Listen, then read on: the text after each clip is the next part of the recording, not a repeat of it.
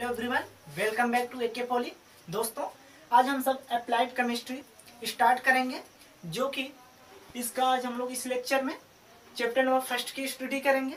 और दोस्तों, इससे पहले जो है हम लोग बीएमई की स्टडी कर रहे थे, जिसमें दोस्तों हम लोग 4 चैप्टर की स्टडी कर चुके हैं, जो कि सेकेंड सेमेस्टर का एक सिविल इंजीनियरिंग के सेकेंड सेमेस्टर का एक सब्जेक्ट है बीएमई। और उसे जो है दोस्तों आप लोगों का उसे जो हम स्टॉप कर रहे हैं, इसलिए क्योंकि हम लोगों का जो एग्ज़ाम है फर्स्ट ईयर का जो है फर्स्ट सेमेस्टर का, वो दोस्तों बहुत ही नज़दीक आ चुका है। इसी की वजह से इसे जो है सेकेंड सेमेस्टर में हम लोग फिर स्टडी करना स्टार्ट कर देंगे। उससे पहले जो है हम लोग अप्लाइड केमिस्ट्री की स्टडी करेंगे, जिसमें दोस्तों यदि आप में से किसी का भी बेस अगर तैयार नहीं है, पूरा बेस से बताएंगे। और दोस्तों, जिनको थोड़ा हिंट की ज़रूरत है उन्हें पूरा हिंट से भी बताएंगे। और जहाँ तक है दोस्तों, जितने भी क्वेश्चन आपके पूछे जाते हैं एग्जाम में, वो सारे रिलेटेड क्वेश्चन बताएंगे। और दोस्तों, ये अप्लाइड केमिस्ट्री आपकी टोटल 6 चैप्टर हैं, जिसमें हर एक चैप्टर का हर एक लेक्चर प्रोवाइड करेंगे, जो कि हर एक लेक्चर जो है मैराथन होगा। जिसमें दोस्तों यदि कोई लेक्चर अधिक बड़ा हो जाता है तो उसे हम 2 पार्ट में प्रोवाइड कर देंगे। मतलब टोटल जो है 7 से 8 लेक्चर में हम लोग पूरा केमिस्ट्री कवर कर लेंगे, जिसमें दोस्तों हर एक टॉपिक का हर एक डिफिनेशन के साथ उसका जितना भी न्यूमेरिकल पूछता है, हर एक तरह का न्यूमेरिकल देखेंगे, ताकि आपके एग्जाम में जितने भी क्वेश्चन आते हैं उसको आप अच्छी तरीके से उसे दे पाएँ और आपको कोई भी प्रॉब्लम ना आए। ओके दोस्तों, इसलिए हर एक तरह का क्वेश्चन बताएंगे। और दोस्तों, इसलिए पूरे डिफिनेशन के साथ बताएंगे। ऐसा नहीं कर रहे हैं कि यदि हम पेपर हल करवा देते हैं तो आपका होता क्या है कि पेपर आप हल तो कर पाएंगे, लेकिन मान लीजिए थोड़ा हट के क्वेश्चन पूछ देता है तो आप नहीं कर पाते हैं। मान लेते तो कुछ लोग कर भी जाते हैं, लेकिन जिनका उतना अच्छे से बेस नहीं तैयार हो वो नहीं कर पाएंगे। इसीलिए पूरा बेस से बताएंगे। अच्छे देखिए दोस्तों, और अभी तक यदि कोई भी लोग नोट्स नहीं बनाए हैं यदि केमिस्ट्री का, तो बना सकते हैं। क्योंकि दोस्तों, यदि अभी तक कुछ भी नहीं पढ़े हैं ना, फिर भी यदि आप अब से नोट्स बनाते हैं तो आपको पूरा अच्छी तरीके से समझ में आएगा, इतना हम गारंटी के साथ कहते हैं। ठीक है दोस्तों, आपको पूरा एकदम मास्टर बना के छोड़ेंगे। ओके, तो दोस्तों अच्छे तरीके देखिए। तो दोस्तों चलिए अपने टॉपिक पर चलते हैं, अब और देरी नहीं करते हैं। ओके ना, तो चलिए देखिए दोस्तों, ये देखिए चैप्टर नंबर फर्स्ट है, जिसका देखिए केमिस्ट्री का चैप्टर नंबर फर्स्ट है, जिसका नाम है परमाणु संरचना आवर्त सारणी तथा रासायनिक आबंध। ओके, जिसको इंग्लिश में atomic structure, periodic table and chemical bonding के नाम से जाना जाता है। ठीक है, और दोस्तों ध्यान दीजिए, इसमें जो है इस चैप्टर से रिलेटेड जो चैप्टर नंबर फर्स्ट है, इससे रिलेटेड जो है हम लोग टोटल इसमें 11 टॉपिक देखेंगे। ठीक है ना, टोटल 11 टॉपिक। और दोस्तों इसे आप लोग अच्छे देखिए कि 11 टॉपिक क्या है, इसको हम लोग स्टेप बाय स्टेप सभी की स्टडी करेंगे। ओके ना, तो ध्यान दीजिए दोस्तों। और दोस्तों एक बात ध्यान दीजिएगा कि ये लेक्चर जो है ना बहुत ही इंटरेस्टिंग लेक्चर होगा, और जो कि पूरा इंटरेस्ट लेकर आप लोग अच्छे देखिए, बिल्कुल समझ में आएगा। ओके ना, तो देखिए एटॉमिक नंबर, पहला पॉइंट क्या है, atomic number and mass number, जिसको हिंदी में परमाणु क्रमांक और द्रव्यमान संख्याएं कहते हैं। पहला टॉपिक हम लोग इसकी स्टडी करेंगे। और देखिए दूसरा टॉपिक क्या है, आइसोटोप्स एंड आइसोबार्स, जिसको हिंदी में कहते हैं समस्थानिक और संभारित। और देखिए तीसरा टॉपिक होगा हमारा लॉन्ग फॉर्म पीरियोडिक टेबल, जो कि दीर्घाकार आवर्त सारणी। ओके दोस्तों, और देखिए चौथा है हुन्स लॉ, जिसे हुन्स प्रिंसिपल भी कहते हैं। ठीक है, जिसको हिंदी में हुन का नियम कहते हैं। पांचवा टॉपिक है क्वांटम नंबर्स, जिसको हम हिंदी में क्वांटम संख्याएं कहते हैं। और छठवां है देखिए दोस्तों हाइजेनबर्ग्स अनसर्टेनिटी प्रिंसिपल, जिसको हिंदी में हाइजेनबर्ग के अनिश्चितता का सिद्धांत कहते हैं। और सातवां है Bohr's atomic model and drawbacks, जिसको हम लोग हिंदी में बोर का परमाणु मॉडल और दोष कहते हैं। ठीक है ना, इनके बारे में देखेंगे कि बोर का परमाणु मॉडल और इसका दोष क्या था। ठीक है ना, जो कि दोस्तों ये जितने भी हैं टोटल बहुत ही इंपॉर्टेंट है। ठीक है, इसलिए इंपॉर्टेंट क्वेश्चन ही आपको बताएंगे, ताकि आपको थोड़ा भी बोर भी महसूस ना हो, और जो भी आपके एग्जाम में आते हैं उससे रिलेटेड सारे क्वेश्चन भी बताएंगे। ओके, वो भी न्यूमेरिकल के साथ। देखिए वही टॉपिक लिए हैं इसलिए। और देखिए आठवां क्या है, केमिकल बॉन्डिंग, जो कि दोस्तों रासायनिक बंध हिंदी में कहते हैं। इसके अंतर्गत 2 बंध की स्टडी करेंगे। पहला होगा हमारा विद्युत संयोजी या आयनिक बंध, और दूसरा सहसंयोजी बंध। ओके, अब ध्यान दीजिए 9वां पॉइंट है हमारा, देखिए संकरण, ठीक है दोस्तों, नवा टॉपिक संकरण होगा जो कि हाइब्रिडेशन है। ठीक, और देखिए ध्यान से 10वां टॉपिक हम लोग पढ़ेंगे सिग्मा एंड पाई बॉन्ड के बारे में, जो कि बहुत ही इंपॉर्टेंट है, इन दोनों का अंतर भी पूछता है। ठीक है, ध्यान दीजिए 2 नंबर में। और देखिए 11वां टॉपिक है हमारा आणविक कक्षकों में इलेक्ट्रॉनों के भरने के नियम, जो कि दोस्तों ये भी बहुत ही इंपॉर्टेंट है, जिसके अंतर्गत हम लोग एक ऑक्सीजन का देखेंगे और एक हाइड्रोजन का। ठीक है ना, जिसमें दोस्तों इसका जो एबीएमओ बीएमओ जो होता है वही देखेंगे। ठीक है ना, वही भरने का नियम जो होता है इसमें आणविक कक्षकों में इलेक्ट्रॉन के भरने के नियम। आई होप दोस्तों आप लोग को इतना समझ में आया। तो चलिए दोस्तों, अब जो है हम लोग इसको स्टेप बाय स्टेप एक एक टॉपिक उठाकर इसे हल करते हुए चलते हैं, वो भी न्यूमेरिकल के साथ। ओके ना, तो चलिए इसे जो हम रफ करते हैं और आगे बढ़ते हैं। ओके, तो दोस्तों चलिए हम लोग पहला टॉपिक देख लेते हैं कि atomic number and mass number के बारे में। देखिए दोस्तों, बात आती है एटॉमिक नंबर की। ठीक है, जिसे हम लोग परमाणु क्रमांक कहते हैं। ठीक है, तो देख लेते हैं यहाँ पर परमाणु क्रमांक कहते किसे हैं। तो इससे पहले दोस्तों जान लेते हैं कि परमाणु किसे कहते हैं। ठीक है, उसके बाद देख लेते हैं परमाणु क्रमांक क्या होता है। ठीक है ना, तो दोस्तों देखिए परमाणु किसे कहते हैं। तो देखिए पदार्थ की यह जो होता है, पदार्थ का वह सूक्ष्मतम कण होता है जो रासायनिक अभिक्रिया में बिना विभाजित हुए भाग लेता है, उसी को हम क्या कहते हैं, परमाणु कहते हैं। ठीक है दोस्तों, एक बार और ध्यान सुनिए, पदार्थ का वह सूक्ष्मतम कण जो रासायनिक अभिक्रिया में बिना विभाजित हुए भाग लेता है, उसे हम लोग परमाणु कहते हैं। ये दोस्तों अब हम लोग देख लेते हैं जो हमारा पहला टॉपिक है एटॉमिक नंबर, जिसे हम लोग परमाणु क्रमांक कहते हैं। जिसमें दोस्तों परमाणु क्रमांक को जानने से पहले हम लोग परमाणु के बारे में जान लेते हैं कि होता क्या है। ठीक है, क्योंकि ये आपके नॉलेज के लिए बहुत ही जरूरी है। ध्यान दीजिए परमाणु के बारे में। तो दोस्तों पदार्थ का ये जो होता है वह सूक्ष्मतम कण होता है जो रासायनिक अभिक्रिया में बिना विभाजित हुए भाग लेता है, उन्हें हम परमाणु कहते हैं। ठीक है, इतना समझ पाए। एक बार और सुन लीजिए कि पदार्थ या फिर द्रव्य भी कहते हैं पदार्थ को। ठीक है ना, पदार्थ का वह सूक्ष्मतम कण जो रासायनिक अभिक्रिया में बिना विभाजित हुए भाग लेते हैं, उन्हें हम लोग परमाणु कहते हैं। ठीक, अब ध्यान दीजिए, अब देख लेते हैं हम लोग परमाणु क्रमांक के बारे में, जो कि एटॉमिक नंबर है। ओके, ध्यान दीजिए दोस्तों कि एटॉमिक नंबर कहते किसे हैं। तो देखिए दोस्तों, किसी भी तत्व के नाभिक में, ठीक, किसी भी तत्व के नाभिक में उपस्थित जो प्रोटॉनों की संख्या होती है, उसी को हम लोग परमाणु क्रमांक या फिर एटॉमिक नंबर कहते हैं। ओके, तो दोस्तों ध्यान से देखिए, यहाँ पर वही डिफिनेशन सेम लिखी गई जो हम आपको बताए हैं। देखिए, किसी तत्व के परमाणु नाभिक में उपस्थित प्रोटॉनों की संख्या को उस तत्व का परमाणु क्रमांक कहते हैं, जिसको हम लोग Z से प्रदर्शित करते हैं। इतना समझ पाए। तो चलिए दोस्तों अब देख लेते हैं हम लोग द्रव्यमान संख्या मतलब मास नंबर के बारे में। ठीक है ना, ध्यान दीजिए कि मास नंबर होता क्या है। देखिए दोस्तों, ये जो होता है ना, किसी भी परमाणु के नाभिक में, ठीक, प्रोटॉनों की संख्या और न्यूट्रॉनों की संख्या का योग होता है। ठीक है, प्रोटॉनों की संख्या और न्यूट्रॉनों की संख्या का जो योग होता है वो हमारा मास नंबर के बराबर होता है। ठीक है, ध्यान दीजिए वही डिफिनेशन से। देखिए, किसी परमाणु के नाभिक में उपस्थित समस्त प्रोटॉनों और न्यूट्रॉनों का योग उस परमाणु की द्रव्यमान संख्या कहलाती है, जिसको हम लोग A से प्रदर्शित करते हैं।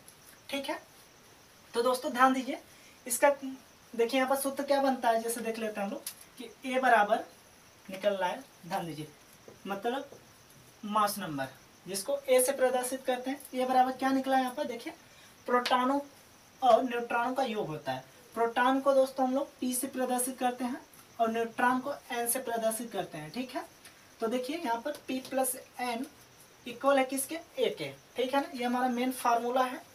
और दोस्तों ये जानने से पहले इसमें एक चीज़ और जान लीजिए, जो कि हमारा एक फार्मूला होता है, यहाँ पर नोट करके लिख लीजिएगा आप लोग नीचे नोट में, कि जो परमाणु क्रमांक होते हैं, ठीक है, क्या परमाणु क्रमांक होता है, एटॉमिक नंबर। ठीक, ये जो होते हैं इलेक्ट्रॉनों की संख्या और प्रोटॉनों की संख्या, ये तीनों आपस में क्या होते हैं, इक्वल होते हैं, बराबर होते हैं। यहाँ पर लिखेंगे, देखिए ध्यान से, परमाणु क्रमांक, परमाणु क्रमांक इक्वल इलेक्ट्रॉनों की संख्या, इलेक्ट्रॉनों की संख्या बराबर प्रोटॉनों की संख्या, प्रोटॉनों की संख्या। इतना समझ पाए दोस्तों, क्योंकि ये इसलिए आपको बता रहे हैं क्योंकि आपके न्यूमेरिकल इससे जो है एक जरूर आता है एग्जाम में, इतना कंफर्म रहता है, ठीक है।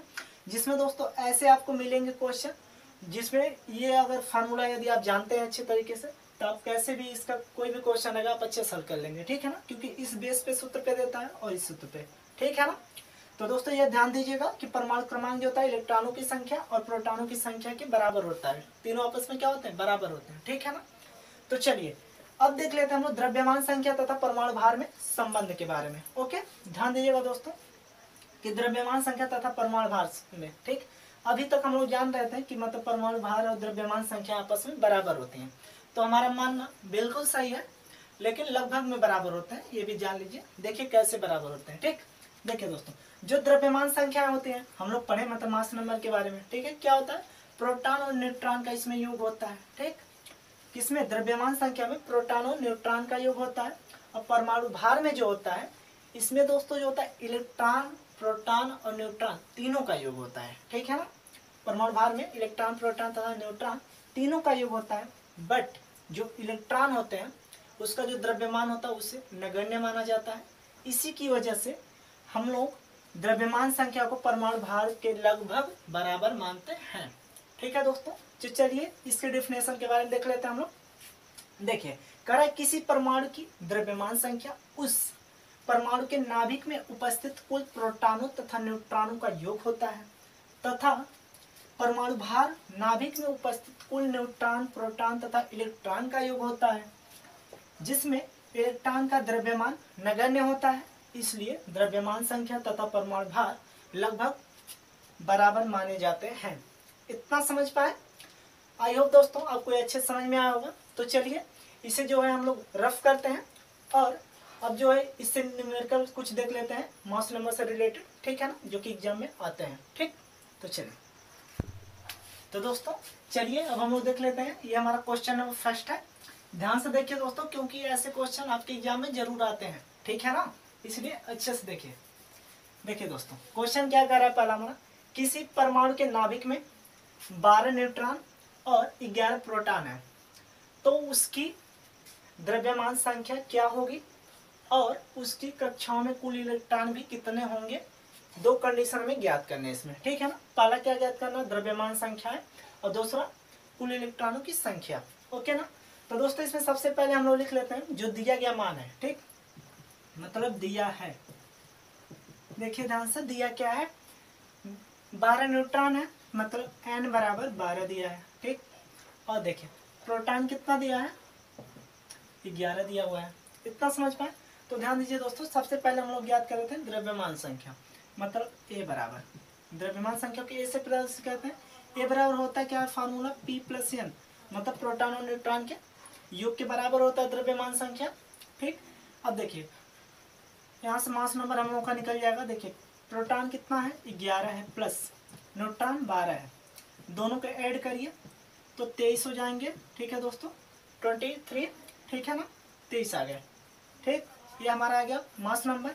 अब देखिए हम लोग देख लेते हैं कक्षाओं में कुल इलेक्ट्रॉनों की संख्या, ठीक है ना, इलेक्ट्रॉन की संख्या निकालना है यहाँ पर, ठीक है। देखिए वो जो नोट पॉइंट वाला आपको लिखा है, सेम वही वाला फार्मूला रखना है। आप वहां से ज्ञात कर सकते हैं कि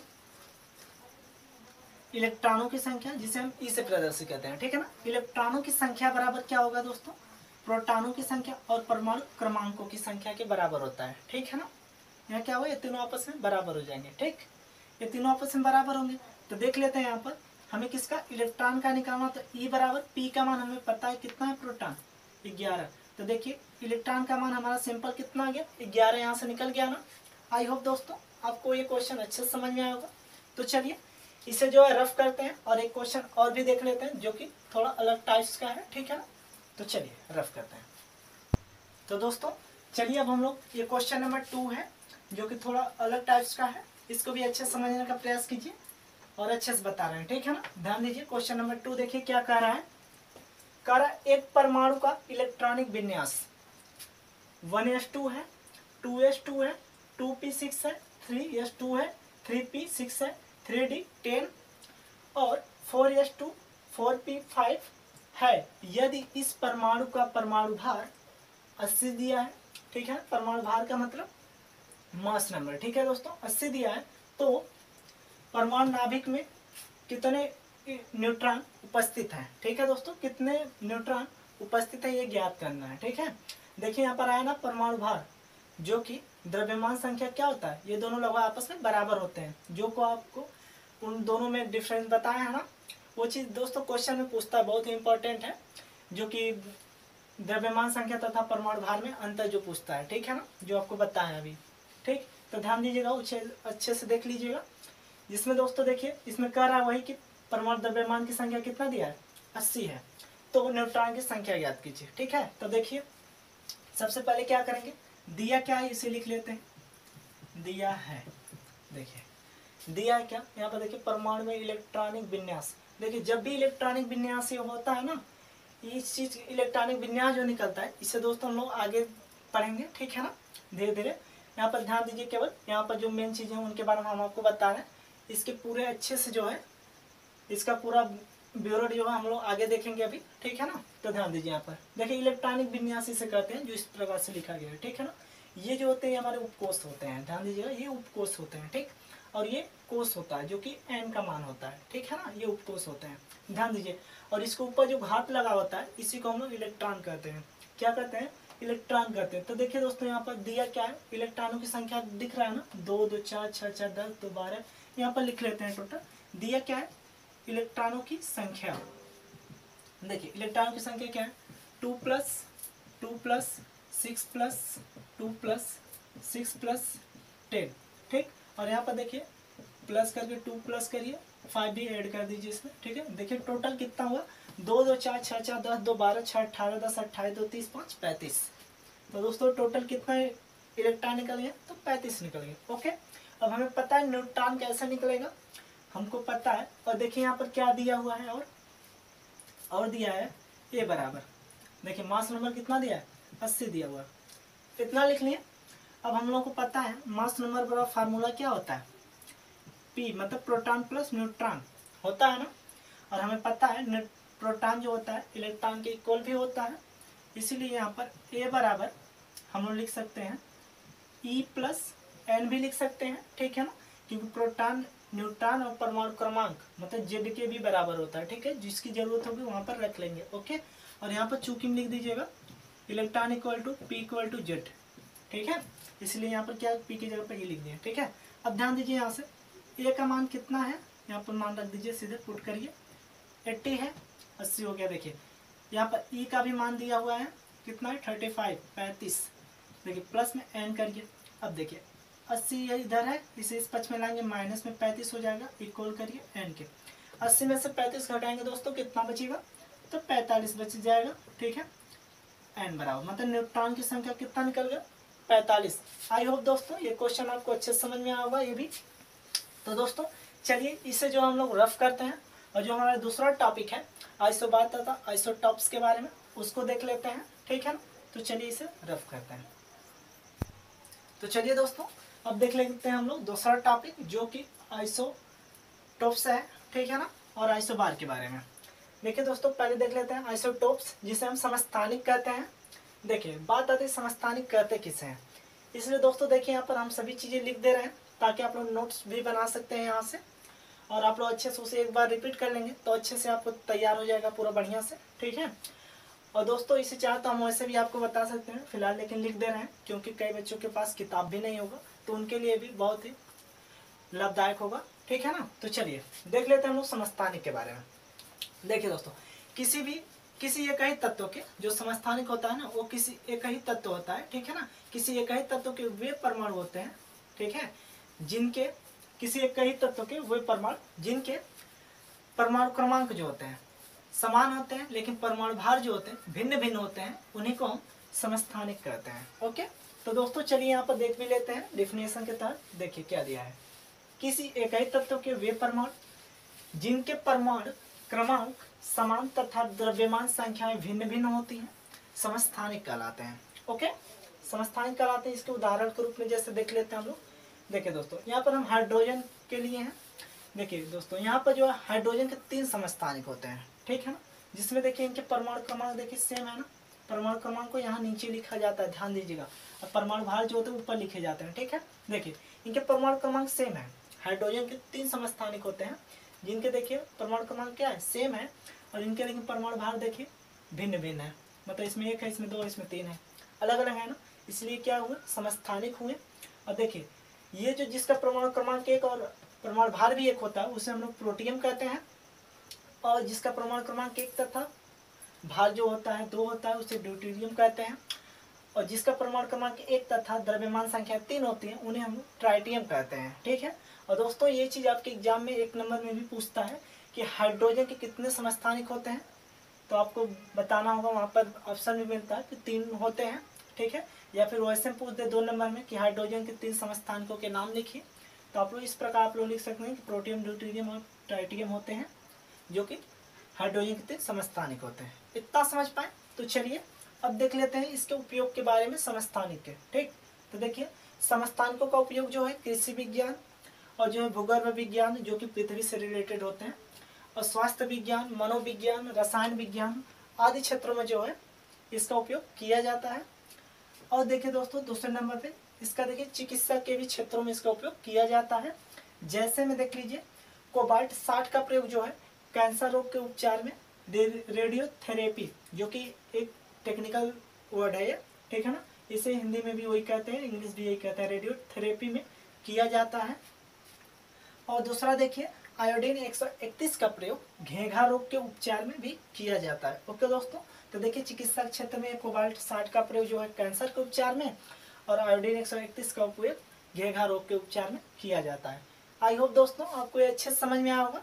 तो चलिए ये दोस्तों बहुत ही इंपॉर्टेंट जो भी टॉपिक है, इसलिए टोटल हम आपको टॉपिक पहले ही बता दिए हैं, सारे बहुत ही इंपॉर्टेंट हैं, और कई बार प्रीवियस एग्जाम में पूछे गए क्वेश्चन है ये सब, और आगे भी पूछे जा सकते हैं, इसलिए आपको पूरा बेस से बता रहे हैं ताकि आपको कहीं से भी घुमा के फिर पूछे तो आपको कोई भी प्रॉब्लम ना आए। ठीक है, तो चलिए इसे रफ करते हैं और आगे बढ़ते हैं, आइसो बार के बारे में देखते हैं। तो चलिए दोस्तों अब हम लोग देख लेते हैं आइसो बार के बारे में, जिसको हम हिंदी में संभारिक कहते हैं। तो ध्यान दीजिए दोस्तों कि आइसो बार होता क्या है। देखिए जो हम लोग का आइसोटोप्स था जो कि समस्थानिक था, उसका जस्ट ये उल्टा होता है। ठीक है ना, देखिए उसमें क्या होता था, मतलब समस्थानिक में उसमें जो होता था परमाणु क्रमांक सेम होते थे, परंतु जो द्रव्यमान संख्या है वो अलग अलग होते थे। ठीक है ना, उन्हें हम लोग समस्थानिक कहते थे। बट ये जो संभारिक होते हैं इसमें जो है दोस्तों जो परमाणु क्रमांक होते हैं ये भिन्न भिन्न होते हैं, और परमाणु द्रव्यमान संख्या सेम होती है। ठीक है, ये आपको याद करने का सही तरीका है। ध्यान दीजिए दोस्तों कैसे लिखेंगे, देखिए डेफिनेशन के तहत भिन्न भिन्न तत्वों के वे परमाणु जिनके परमाणु क्रमांक भिन्न तथा परमाणु भार समान होते हैं वे संभारिक कहलाते हैं। ओके, तो ध्यान दीजिए दोस्तों एग्जाम्पल जैसे देख लेते हैं। जैसे देखिए यहाँ पर आर्गन दिया है, आर्गन का परमाणु क्रमांक कितना होता है, 18 होता है, 18। ठीक है, परमाणु भार 40 हो गया। ठीक है, तथा जो कैल्शियम होता है इसका परमाणु क्रमांक 20 होता है, बट इसका परमाणु द्रव्यमान संख्या जो होती है इसका 40 होता है। ठीक है, तो देखिए आर्गन और कैल्शियम दोनों का क्या है, परमाणु भार सेम है, बट इसका परमाणु क्रमांक क्या है, भिन्न भिन्न है। ठीक है दोस्तों, तो ये क्या हो गया, ये एग्जाम्पल हो गया आइसोबार मतलब संभारिक का। ओके, तो ध्यान दीजिए और इसके उपयोग के बारे में देखेंगे। तो दोस्तों इसका जो उपयोग है, इसका जो रसायन विज्ञान मतलब केमिस्ट्री में इसका कोई विशेष महत्व नहीं है जो संभारिक होता है। ठीक है ना, और अन्य जगहों पर होता है, लेकिन मतलब रसायन विज्ञान का इसमें कोई महत्व नहीं होता है। ठीक है ना, इतना ध्यान दीजिएगा। आई होप दोस्तों आप ये अच्छे समझ पाएंगे। तो दोस्तों चलिए इसे जो हम लोग रफ करते हैं, और तीसरा टॉपिक अब हम लोग स्टार्ट करते हैं जो कि हमारा बहुत ही इम्पोर्टेंट है, जो कि दीर्घाकार आवर्त सारणी है। ठीक है ना, उसके बारे में पूरा अच्छी तरीके से देख लेते हैं। ठीक है, तो चलिए स्टार्ट करते हैं। चलिए दोस्तों अब हम लोग देख लेते हैं अपना तीसरा टॉपिक जो कि दीर्घाकार आवर्त सारणी है, जिसको हम लोग इंग्लिश में लॉन्ग फॉर्म पीरियोडिक टेबल के नाम से भी जानते हैं। ठीक है, तो दोस्तों इसको जो है हम आपको इस तरह से बताएंगे और सिंपल भाषा में बताएंगे, जिसे आप लोगों को वैसे ही लिखना है, इसको हम लिख कर नहीं प्रोवाइड करेंगे, बट दोस्तों इसका जो गुण होता है उसको लिख कर प्रोवाइड कर देंगे। ठीक है ना, और इसके बारे में जितने भी चर्चा करेंगे वो आपको हम बोलकर करेंगे, और ऐसे बताएंगे आप उसको जो है जैसे भी बताएंगे उसी सिंपल लैंग्वेज में आप लोग अपनी नोटबुक पर जरूर उतार लीजिएगा, ताकि एक बार उसे यदि पढ़ लेंगे तो दोस्तों आपको बहुत ही हेल्प मिलेगा। क्योंकि ये जो क्वेश्चन होते हैं ना, इसमें देखिए S block, P block, D block, F block जो होते हैं, इनसे रिलेटेड प्रीवियस एग्जाम में क्वेश्चन पूछे गए हैं कि यस ब्लॉक के तत्व किसे कहते हैं और इनके विश्लेषण बताइए, सामान्य गुण बताइए, इस प्रकार से पूछ लेता है। ठीक है ना, कि डी ब्लॉक के तत्व के सामान्य विशेषताएं बताइए और डी ब्लॉक के तत्व कहते किसे हैं, इन सब के बारे में पूछता है। ठीक है, तो इसको दोस्तों जो है हम इस आवाज साड़ी के माध्यम से आपको पूरे अच्छी तरह से डिफिनेशन बता देंगे। ठीक है, ताकि इसमें से किसी भी ब्लॉक का आपको पूछे तो उसका आप लोग डिफिनेशन सिंपल लैंग्वेज में अच्छे दे सकते हैं। आपको सारा ज्ञान हम आपको इसी आवाज साड़ी से ही दे देंगे। ओके ना, तो दोस्तों चलिए यहाँ पर हम आपको अच्छे से बताएंगे, आप लोग सिंपल लैंग्वेज में इसे जो है हम यही कहेंगे, आप लोग अपने नोटबुक पर उतार लेंगे तो बहुत ही आपके काम आने वाला है। ठीक है ना, तो दोस्तों चलिए इसे हमें स्टार्ट करते हैं। ठीक, और दोस्तों देखिए सबसे पहले इसमें क्या लिखेंगे, दीर्घाकार आवाज साड़ी में। ठीक, तो वो ध्यान दीजिएगा क्या लिखेंगे। ठीक है ना, तो देखिए दोस्तों दीर्घाकार आवाज साड़ी में पहले लिखेंगे रंग, वर्ण तथा बरी और अन्य कई रसायनज्ञों ने तत्वों के इलेक्ट्रॉनिक विन्यास के आधार पर, ठीक है, तत्वों के इलेक्ट्रॉनिक विन्यास के आधार पर एक आवाज साड़ी का निर्माण किया, जिसे दीर्घाकार आवाज साड़ी या प्रवर्धित आवाज साड़ी के नाम से जाना जाता है। और इस आवाज साड़ी को ही बोर की आवाज साड़ी भी कहा जाता है। ओके, इतना समझ पाए।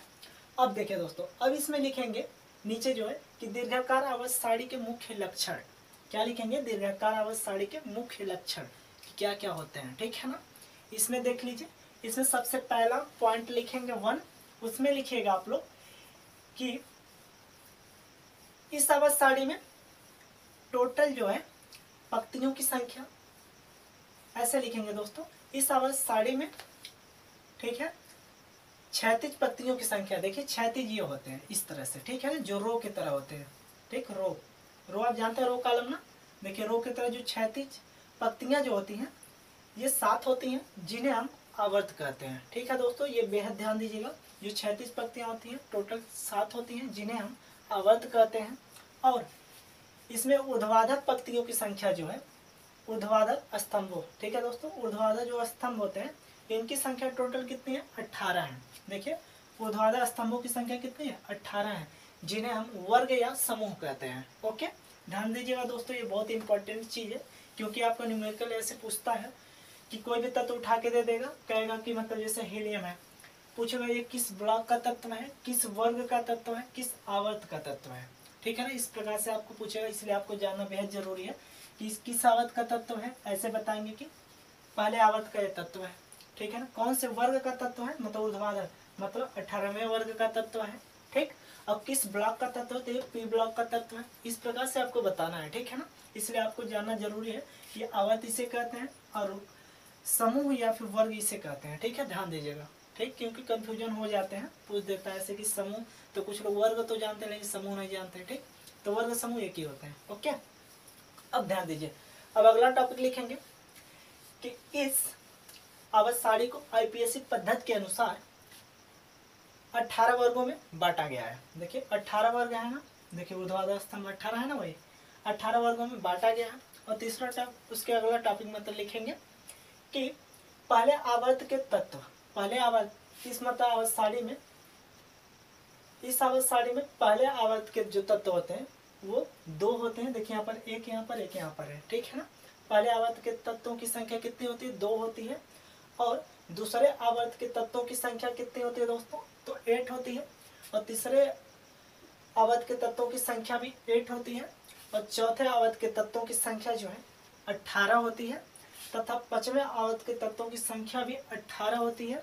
और छठे आवर्त के जो तत्व होते हैं इनकी संख्या जो होती है दोस्तों 32 होती है। ध्यान दीजिएगा, क्योंकि यहाँ से जो ये हट जाते हैं यहाँ पर। ठीक है दोस्तों, इसलिए इनका कितना होता है, इनका जो होता है 32 होता है। ओके, इतना समझ पाए। ध्यान दीजिएगा कि छठे आवर्त के तत्वों की संख्या 32 होती है और इन्हीं को हम मैजिक संख्याएं भी कहते हैं। ठीक, जिसमें जो 7वां आवर्त होता है ये अभी अपूर्ण है। ठीक है, अभी पूरा परिपूर्ण नहीं हुआ है, अभी कुछ तत्वों की खोज होते जा रहे हैं, जिसमें टोटल 118 तत्वों की खोज हो चुकी है। ठीक है, इसीलिए इसे क्या कहा जाता है, 7वां अभी जो है अपूर्ण है। इतना समझ पाए।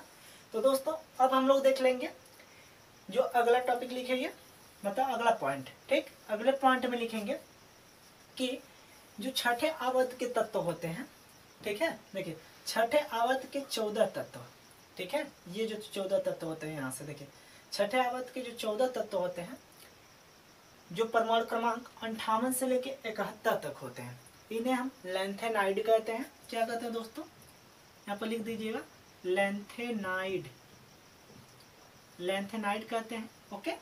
और जो 7वें आवर्त के 14 तत्व होते हैं, जो कि परमाणु क्रमांक 90 से लेके 103 तक होते हैं, इन्हें हम एक्टेनाइड कहते हैं, एक्टेनाइड। आई होप दोस्तों इतना समझ पाए आप लोग। इसे क्या कहते हैं, एक्टेनाइड कहते हैं। और दोस्तों ये बहुत ही इम्पोर्टेंट है, ठीक है, क्योंकि आपके एग्जाम में पूछता है कि लैंथेनाइड किन तत्वों को कहा जाता है, तो आपको बताएंगे कि छठे आवर्त के 14 तत्व जो कि 58 से 71 तक होते हैं, उन्हें लैंथेनाइड कहते हैं। और जो 7वें आवर्त के 90 से लेकर 103 तक तत्व होते हैं, उन्हें एक्टेनाइड कहते हैं। इतना समझ पाए। तो चलिए दोस्तों, अब हम लोग देख लेते हैं। अब अगला पॉइंट लिखेंगे, जिसमें लिखेंगे कि पहले वर्ग के तत्व। ठीक है दोस्तों, ध्यान दीजिएगा कि पहले वर्ग, देखिए ये 1 वर्ग है, ये 2 वर्ग है, ठीक है ना। इस प्रकार से देखिए यहाँ पर लिखा गया, देखिए पहले वर्ग के तत्वों में, ठीक है, हाइड्रोजन को छोड़कर सभी तत्वों को क्या कहेंगे, क्षारीय तत्व कहेंगे। ठीक है दोस्तों, क्या कहेंगे, क्षारीय तत्व कहेंगे।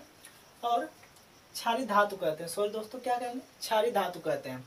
और दूसरे वर्ग के तत्वों को क्षारीय मृदा धातु कहते हैं। ठीक, इतना ध्यान दीजिएगा कि पहले वर्ग के तत्वों में क्या है, हाइड्रोजन को छोड़कर सभी तत्वों को क्षारीय धातु कहते हैं। और दूसरे वर्ग के तत्वों में तत्व को जो है क्षारीय मृदा धातु कहते हैं। और ये दोनों जो होते हैं, मतलब 1 वर्ग और 2 वर्ग, दोनों किस में आते हैं, यस ब्लॉक के एलिमेंट्स कहलाते हैं, मतलब यस ब्लॉक के तत्व के अंतर्गत आते हैं। इतना समझ।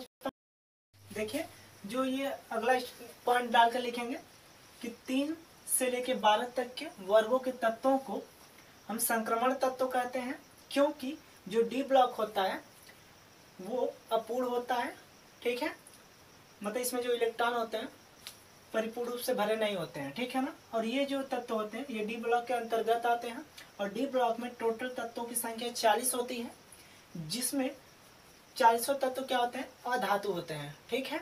और अब आगे देखिए, 13 से लेकर 17 तक के वर्गों के तत्वों को हम लोग सामान्य तत्व कहते हैं। ठीक है, जिसमें धातु, अधातु तथा उपधातु आते हैं। देखिए ध्यान से दोस्तों, ये यहाँ पर जो कवरिंग किया गया है, यही जो है ये हमारे उपधातु आते हैं, जो कि 5वें नंबर के तत्व, 14वें, 32वें, 33, 51, 52, 84, 85 नंबर के जो तत्व होते हैं, इनको हम उपधातु के नाम से जानते हैं। ठीक है। और जो यहाँ पर आयताकार बने हुए हैं, इन्हें हम धातु कहते हैं। जो 31वें नंबर पे, 49 नंबर पे, 50, 81 और 82 नंबर पे आते हैं, इन्हें हम धातु कहते हैं। और जो अन्य तत्व बचते हैं, इनको जो है हम अधातु के नाम से जानते हैं। ठीक है दोस्तों, ये क्या होते हैं, अन्य तत्व अधातु होते हैं। और इसमें लिखिए कि 13 से लेके 18 तक के, ठीक है, 13 से लेके 18 तक के जो वर्ग होते हैं, ये टोटल पी ब्लॉक के एलिमेंट्स होते हैं। ठीक, जिसमें 18 वर्ग के तत्व को शून्य वर्ग के तत्व के नाम से भी जाना जाता है। और जो शून्य वर्ग के तत्व होते हैं वो अक्रिय गैस कहलाते हैं, जो कि इनर्ट गैस जिसे कहते हैं। ठीक है ना, इनर्ट गैस कहलाते हैं। आई होप दोस्तों आपको ये अच्छे समझ में आया होगा। और दोस्तों यहाँ पर आगे देखिए फिर, और जो यहाँ पर नीचे देखिए, मतलब इस आवाज साड़ी के नीचे कुछ तत्व रखे गए हैं, जो कि 58 से लेके 71, मतलब सीधे आप कह सकते हैं लैंथेनाइड और एक्टेनाइड जो तत्व हैं, उनको जो इस आवाज साड़ी से नीचे रखा गया है, जिन्हें जो एफ ब्लॉक के एलिमेंट कहलाते हैं। ठीक है, आई होप दोस्तों आपको अच्छे समझ में आया होगा।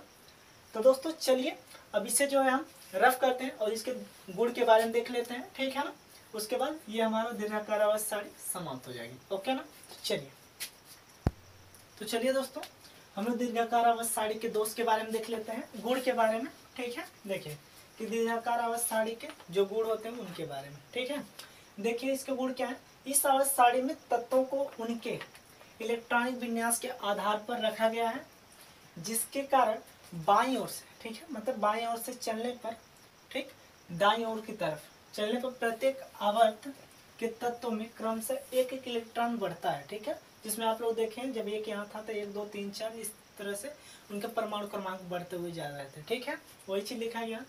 और देखिए इस आवर्त सारणी में तत्वों को उनके परमाणु क्रमांकों के आधार पर रखा गया है। देखिए दोस्तों, जो हम कहें सिंपल वही चीज है कि इस आवर्त सारणी में तत्वों को उनके परमाणु क्रमांक के आधार पर रखा गया है। और इस सारणी में लैंथेनाइट तथा एक्टिनाइट श्रेणियों को मूल सारणी के नीचे रखा गया है।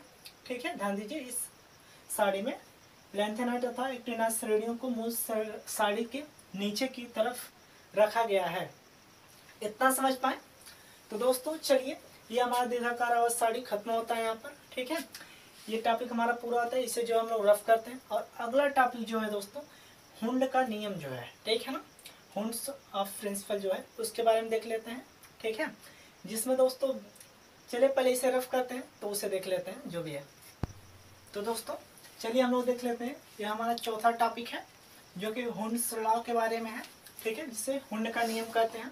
और दोस्तों इसे जानने से पहले हम लोग यहाँ पर देखें कक्षकों की आकृति, जिसे हम शेप्स ऑफ ऑर्बिटल्स कहते हैं, इनके बारे में देख लेते हैं। ठीक है, देखिए कक्षक को हम लोग ऑर्बिटल कहते हैं इंग्लिश में, और इसी कक्षक को हम लोग उपकोष के नाम से भी जानते हैं। ठीक है, इतना ध्यान दीजिएगा। देखिए उपकोषों की आकृति देख लेते हैं पहले। ठीक है, उसके बाद इसको देखते हैं। ठीक, ध्यान दीजिए यहाँ पर यस कक्षक जो होते हैं, ठीक है, मतलब एस उपकोष जो होते हैं, इसके बारे में देख लेते हैं। देखिए इसमें एक कक्षक होता है, इसमें जो होता है एक कक्षक। एक कक्षक का मतलब दोस्तों इसमें एक कॉलम ऐसे रहेगा। ठीक है, और इसमें अधिकतम 2 इलेक्ट्रॉन हो सकते हैं। इलेक्ट्रॉन कैसे बनते हैं? इस प्रकार से। ठीक है ना, इसमें अधिकतम 2 इलेक्ट्रॉन हो सकते हैं और इसकी आकृति गोलाकार होती है। ठीक है ना, इसकी आकृति जो होती है दोस्तों ध्यान दीजिए, इसमें अधिकतम 2 इलेक्ट्रॉन इस प्रकार हो सकते हैं ना, मतलब यस पे 2 इस प्रकार लग सकता है। इस पे इलेक्ट्रॉन इसे बोलते हैं, आपको बताया पहले ही। ठीक है, ध्यान दीजिएगा। और जो इसमें दोस्तों कह रहा है कि इसकी आकृति गोलाकार होती है, तो सेम इस प्रकार की होती है इसकी आकृति। ठीक है ना, गोलाकार होती है। और ध्यान दीजिए, अब देख लेते हैं पी कक्षक की बात। ठीक है, देखिए पी कक्षक में इसमें 3 कक्षक होते हैं, मतलब इसमें जो है दोस्तों ध्यान दीजिए, इसमें 3 कक्षक होते हैं। इस प्रकार से 3 कक्षक होते हैं। ठीक, जिसमें पहला पीएक्स होता है, दूसरा पीवाई होता है, तीसरा पीजेड होते हैं। ठीक, अब इसमें अधिकतम जो है 6 इलेक्ट्रॉन होते हैं। 6 इलेक्ट्रॉन मतलब 2 2 4 2 6 होते हैं। ठीक है, टोटल 6 इलेक्ट्रॉन होते हैं पी उपकोष में, यहाँ पर 6 इलेक्ट्रॉन होते हैं। ठीक है, अब ध्यान दीजिए दोस्तों, यहाँ पर देखिए एक चीज मिल रहा है आप लोगों को ना। देखिए यस कक्षक में क्या था, एक कक्षक था, तो एक का दोगुना करेंगे तो 2 इलेक्ट्रॉन मिल रहे थे।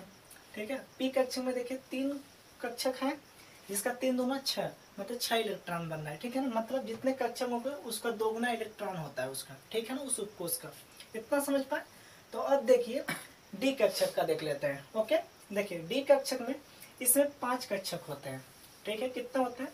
यहाँ पर देखिए 3 है, 2 यहाँ पर और बढ़ा देंगे, मतलब 5 कक्षक होते हैं। ठीक, और इसमें अधिकतम 10 इलेक्ट्रॉन हो सकते हैं। देखिए 5 दूना 10 इलेक्ट्रॉन हो सकते हैं, जिसमें दोस्तों देखिए जो पी कक्षक का जो पहले था हम लोग पी कक्षक देखे थे, इसकी देखिए यहाँ पर एक चीज छूट गया है कि इसकी आकृति जो होती है डम्बेल आकार की होती है। डम्बेल का मतलब ये है दोस्तों कुछ इस प्रकार से, मतलब डमरू के आकार की होती है। ठीक है, देखिए डमरू के आकार की होती है ऐसे।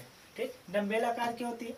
और जो डी का होता है इसमें देखिए 5 कक्षक होते हैं और अधिकतम 10 इलेक्ट्रॉन होते हैं, और इसकी आकृति जो होती है डबल डम आकार की होती है। ठीक है ना, डबल डम्बेल आकार की। देखिए एक ये हो गया, मतलब डबल कर है, इस बगल भी बना दीजिए, ये हो गया डबल डम्बेल आकार की। हो गया ना दोस्तों, इतना समझ पाए? तो देखिए दोस्तों ये हो गया हमारा डी उपकोष की आकृति हो गई। ठीक, अब ध्यान दीजिए, अब देखिए एफ कक्षक जो है इसमें टोटल 7 कक्षक होते हैं और अधिकतम इलेक्ट्रॉन कितने होते हैं? 14 होते हैं। और इसकी आकृति जो होती है ये जटिल होती है, जिसे दर्शाया नहीं जाता है। ठीक है दोस्तों, इसलिए ध्यान दीजिएगा, इसमें अधिकतम इलेक्ट्रॉन 14 होते हैं और कक्षक 7 होते हैं। इतना इसके बारे में जान लीजिए। ठीक है, आई होप दोस्तों इतना आप समझ गए होंगे कि इसकी आकृति कैसे होती है इन उपकोषों की, और इसमें इलेक्ट्रॉन और कक्षक कितने होते हैं। ठीक है, और हम लोग जो है क्वांटम संख्या जब पढ़ेंगे तो वहाँ पर हम लोग देखेंगे कि कैसे यहाँ पर कक्षक का मान निकल रहा है, कैसे इस कक्षक का मान 5 होता है, इसका यहाँ पर 3 होता है और इस कक्षक का मान 1 होता है। ठीक है ना, इस प्रकार से हम लोग देख लेंगे। और यहाँ पर कक्षक का मान कैसे 7 होता है, ये सभी चीज़ें हम लोग क्वांटम संख्या जब अभी पढ़ेंगे, अगला टॉपिक है, तो उसमें जान लेंगे। ओके ना, तब दोस्तों अब ध्यान दीजिए, ये हो गई कक्षक की डिफिनेशन। आई होप दोस्तों आपको अच्छे समझ में आया होगा। तो चलिए अब देख लेते हैं हुंड्स लॉ के बारे में। ठीक है, देखिए हुंड्स लॉ कहता क्या है। ठीक है दोस्तों, ध्यान दीजिए। इसे जो है दोस्तों हम थोड़ा रफ कर देते हैं ताकि इसे हम अच्छे से आपको समझा सकें, ओके ना। तो ध्यान दीजिए, इसे रफ कर दें थोड़ा, देखिए ध्यान से।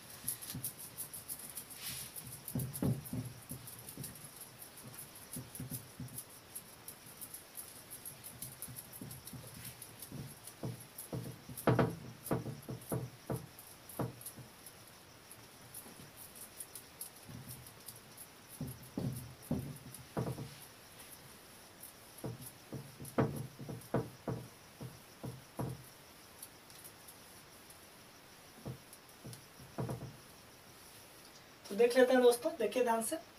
देखिए हुन्स लॉ कहता क्या है, ये कहता है कि किसी भी उपकोष में, ठीक है, इलेक्ट्रॉन तब तक युग्मित नहीं होते, युग्मित का मतलब दोस्तों मतलब डबल तब तक नहीं होते हैं किसी उपकोष में जब तक उसमें एक एक इलेक्ट्रॉन नहीं भर जाता, ठीक है ना। देखिए इसके डिफिनेशन के तहत देख लेते हैं यहाँ पर, ध्यान दीजिए। किसी उपकोष में इलेक्ट्रॉन तब तक युग्मित नहीं होते हैं जब तक कि उसके प्रत्येक कक्षक में एक एक इलेक्ट्रॉन नहीं भर जाता, ठीक है ना। ध्यान दीजिए किस प्रकार का है, मान लेते कोई भी उपकोष ले लेते हैं, ठीक। जैसे मान लीजिए इसका एक उदाहरण ले लेते हैं हम लोग, ठीक है ना, उदाहरण के रूप में उदाहरण है, ठीक है। देखिए उदाहरण कर रहा है कि यदि किसी उपकोष में, ठीक है ना, यहाँ पे कर रहा है यदि किसी पी उपकोष में 4 इलेक्ट्रॉन है तो उनका विवरण बताइए, उनका विवरण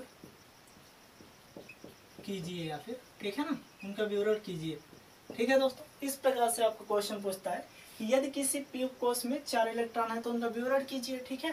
तो ध्यान दीजिए सेम हुन्स का नियम यही कहता है, किसी उपकोष में इलेक्ट्रॉन तब तक युग्मित नहीं होते हैं जब तक कि उसके प्रत्येक कक्षक में एक एक इलेक्ट्रॉन नहीं भर जाते, ठीक है। देखिए हमें पता है कि पी उपकोष में टोटल कक्षक कितने होते हैं दोस्तों, तो हमें पता है इसमें टोटल 3 कक्षक होते हैं, ठीक। 3 कक्षक ये याद रखेंगे आप लोग, ठीक है ना, बेहद जरूरी चीज है ये। देखिए 3 कक्षक हो गए जिसमें हमें 4 इलेक्ट्रॉन भरने हैं। तो इसमें देखिए इसमें 4 इलेक्ट्रॉन भरेंगे, लेकिन कैसे, हुन के नियमानुसार ही भरेंगे। ध्यान दीजिएगा किसी उपकोष में इलेक्ट्रॉन तब तक युग्मित नहीं करेंगे जब तक एक एक इलेक्ट्रॉन नहीं भर जाता, मतलब पहले एक एक इलेक्ट्रॉन भरेंगे, 1 इलेक्ट्रॉन 2 इलेक्ट्रॉन 3 इलेक्ट्रॉन, ठीक है। भरना कितना, 4 इलेक्ट्रॉन, 3 इलेक्ट्रॉन पहले सभी में, पहले प्रत्येक कक्षा में एक एक इलेक्ट्रॉन भर दिए, 3 इलेक्ट्रॉन भरूंगा, 1 इलेक्ट्रॉन अभी और भरना है। तो यहाँ से स्टार्ट करेंगे, नीचे की तरफ ऐसे बनाएंगे, ठीक है ना। देखिए 4 इलेक्ट्रॉन भर गए कि नहीं, भर गए ना। तो दोस्तों ध्यान दीजिए जो ये नीचे वाला है इसका जो मान होता है, ये जो नीचे की तरफ बनता है इसका मान -1/2 होता है, और जो ऊपर की तरफ होता है इसका मान 1/2 होता है, ठीक है। हमेशा ध्यान दीजिएगा इसमें जो ये नीचे वाला इलेक्ट्रॉन है इसका मान -1/2 होता है, जो ऊपर वाला होता है इसका मान 1/2 होता है, ठीक है ना, जो कि हम लोग स्पिन क्वांटम संख्या में पढ़ेंगे, ठीक है। वैसे यहाँ तक कि आप इतना केयर करिए, ठीक है। आगे अभी पढ़ेंगे क्वांटम संख्या के बारे में तो उसमें बता देंगे अच्छे से, ठीक है। तो दोस्तों देखिए अब ये चीज आप समझ गए होंगे कि हुन्स का नियम होता क्या है, ठीक है ना, कि पहले एक एक इलेक्ट्रॉन भरते हैं उसके बाद जो है दोहराना स्टार्ट करते हैं जितना इलेक्ट्रॉन बचेंगे, ओके ना। तो दोस्तों अब चलिए अब देख लेते हैं हम लोग दूसरा टॉपिक जो कि बहुत इंपॉर्टेंट है आपकी नॉलेज के लिए फिलहाल, ठीक है ना। ये आपके परीक्षा की दृष्टि से बहुत ही महत्वपूर्ण है, लेकिन ये दोनों जो है हम लिखे हैं ये आपके नॉलेज के लिए, ताकि ये दोनों आप जानेंगे तभी क्वांटम संख्या के जो सवाल हैं उनको आप अच्छे से लगा पाएंगे, ओके ना। तो देखिए पाउली का अपवर्जन नियम क्या होता है। देखिए परमाणु के किसी भी ऑर्बिटल में, ठीक है, परमाणु के किसी भी ऑर्बिटल में अधिकतम 2 इलेक्ट्रॉन हो सकते हैं, ठीक है ना।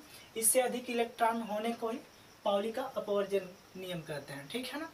मतलब इससे 2 से अधिक इलेक्ट्रॉन नहीं हो सकते किसी भी ऑर्बिटल में या फिर उपकोष या कक्षक में, इतना समझे। तो दोस्तों देखिए पहला जो होता है 1/2 होता है, और दूसरा इलेक्ट्रॉन क्या होता है -1/2, जो आपको यहाँ पर बताएं। जो ऊपर की तरफ होता है वो 1/2 होता है, नीचे की तरफ वाला -1/2 होता है, इतना समझ पाए। तो चलिए दोस्तों अब हम लोग देख लेते हैं आप बाउ का नियम क्या कहता है, मतलब आप बाउ सिद्धांत के बारे में, ओके। आप बाउ प्रिंसिपल देखिए क्या होता है।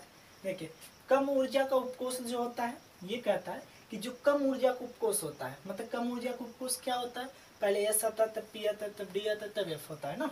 इसी प्रकार सबसे कम क्या होगा, यस का होगा, ठीक है, क्योंकि उस पर इलेक्ट्रॉन कितने होते हैं, 2 होते हैं।